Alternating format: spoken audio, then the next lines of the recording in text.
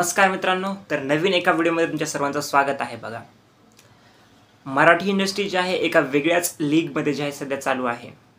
मी असं का म्हणत आहे की एक वेबसाईट आहे बघा, सँकनिल्क नावाची, काही जण संशनिल्क म्हणतात. या वेबसाईटवरती मी यावर्षी रिलीज झालेल्या मराठी सिनेमाचा कमाईचा डाटा बघितला. मराठी सिनेमाच काय तर भारतामध्ये ज्या वेगवेगळ्या इंडस्ट्रीज आहेत, तमिळ असेल, तेलुगू असेल, कन्नड असेल किंवा हिंदी असेल, या सर्वांमध्ये सगळ्यात मागे जी इंडस्ट्री आहे ती मराठी आहे. बघा, एक काळ होता की मल्याळम सिनेमे जे आहेत किंवा कन्नड सिनेमे जे आहेत हे मराठी सिनेमास एवढीच कमाई जे आहे ते करत होते. त्यांचं बॉक्स ऑफिस पोटेन्शियल तेवढंच होतं, परंतु त्यांनी त्यांच्या कंटेंटवरती त्यांच्या ज्या मूव्हीज आहेत त्यांनी जे डिलिव्हर केलं मागील काही 4-5 वर्षामध्येच, त्यावरती ते सिनेमे सध्या पॅन इंडिया लेवलवरती जे आहे ते रूल करत आहेत. आता मलाही एक्सपेक्टेशन्स आहेत की मराठी सिनेमाने तसं करावं, पण मराठी सिनेमा कोणताही त्या तोडीचा सध्या कोणीही बनवताना दिसत नाही आणि जे बनवत आहे ते त्यांना प्रॉपर रिलीजही भेटत नाही आहे. एक गोष्ट खंत मला ती ही दिसली की हिंदी सिनेमा जे आहेत मागील म्हणजे आत्तापर्यंत 2025मध्ये जे रिलीज झाले त्यांनी ओव्हरऑल जवळपास 170 काहीतरी मूव्हीज त्यांनी रिलीज केल्या. त्याचं टोटल कमाई जी सगळ्या चित्रपटांची ती 2000 कोटींपेक्षा जास्त झाली. त्यानंतर मल्याळम इंडस्ट्री आहे त्यांची कमाई 100 कोटींपेक्षा काहीतरी जास्त झाली.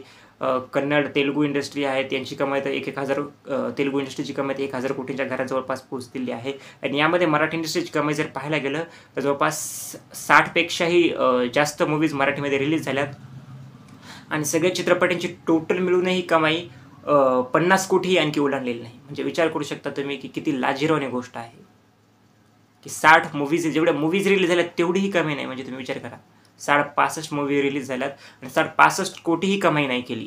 कित्येक चित्रपटाची कमाई ते 1-1, 2-2, 5-5 लाख रुपयेच आहे फक्त.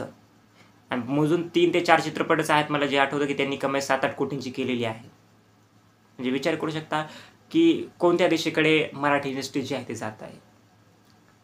आणि एक आपण म्हणू शकतो की तेवढ्या ताकदीचे, तेवढ्या लेवलचे मेकर्सही प्रयत्न करत नाही आहेत की मराठी सिनेमे जे आहेत ते यावे म्हणून, किंवा त्या टाईपचे सिनेमेही कोणी बनवायला ट्राय करत नाही आहे. नक्कीच त्या लेवलचे जर सिनेमे बनले तर सर्वजण सपोर्ट करतील. जसं की जारण सिनेमाला हिंदी जे इन्फ्लुएन्सर्स आहेत किंवा हिंदी जे लोक आहेत त्यांनीही सपोर्ट केला, परंतु तशा प्रकारचा रिस्पॉन्स मराठी सिनेमाला प्रेक्षकांकडूनच भेटला नाही बघा थिएटरमध्ये. कारण तोही सिनेमा 7-8 कोटींमध्ये 7-8 कोटींमध्येच रेंगाळला. कमाई तर त्या चित्रपटाची 30-40 कोटी व्हायला पाहिजे होती, परंतु तो चित्रपट कुठे 7-8 कोटींमध्येच कमाई करून बसला बघा. म्हणजे त्या लेवलमध्ये नक्की पोटेन्शियल होतं, परंतु तोही सिनेमा काही बॉक्स ऑफिस गाजू शकला नाही. त्यानंतर आता थांबायचं नाही नावाचा चित्रपट जो होता त्याने 7-8 कोटींचीच कमाई केली. त्या चित्रपटामध्ये पोटेन्शियल होतं, खूप जास्त कमाई करून दाखवायचं. त्या चित्रपटाचं कंटेंट भारी होतं, जे त्याने डिलिव्हर केलं बघा ते खूप वेगळं काहीतरी होतं. त्यामुळे तोही चित्रपटाने कमाई करायला पाहिजे होती, परंतु त्यालाही तेवढा काही रिस्पॉन्स भेटला नाही. म्हणजे की प्रेक्षक तर कमी पडतच आहेत. ज्यावेळेस एक पॉईंट आहे बघा, ज्यावेळेस दिग्दर्शक जे आहेत ते कमी पडतात तेव्हा तर सिनेमा चालतच नाही. जसं की एरे रे पैसा 3 सोबत चालला, किंवा दिग्दर्शक असेल किंवा टीम कमी पडते तेव्हा सिनेमा चालला नाही, तर एरे रे पैसा 3 सारखी गत होते. परंतु जेव्हा जर सिनेमा चांगला असेल तर तेव्हा ऑडियन्स कुठेतरी कमी पडते बघा. या दोन गोष्टीचा ताळमेळ बसतच नाही मराठी इंडस्ट्रीमध्ये. शेवटचं मला वाटतं एवढं चांगलं बॉक्स ऑफिस पोटेन्शियल वेड सिनेमानेच दिलं होतं की एक 75-90 कोटीची कमाई काहीतरी त्यांनी केली होती. आणि नंतर बाई पण भारी देवा असे काही थोडीशीच नाव आहेत जे की नमूद करता येतील मागे. त्यानंतर तर मला एवढं मोठं पोटेन्शियल कोणत्याच सिनेमामध्ये दिसलं नाही मराठीच्या की ज्यांनी एवढी चांगली कमाई करून दाखवलेली आहे.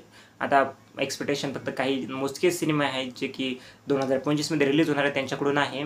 तर बघूयात शेवटी काय होतं व काय नाही. तुमचंही मत नक्की मला कमेंट सेक्शनमध्ये कळवा. थँक्यू.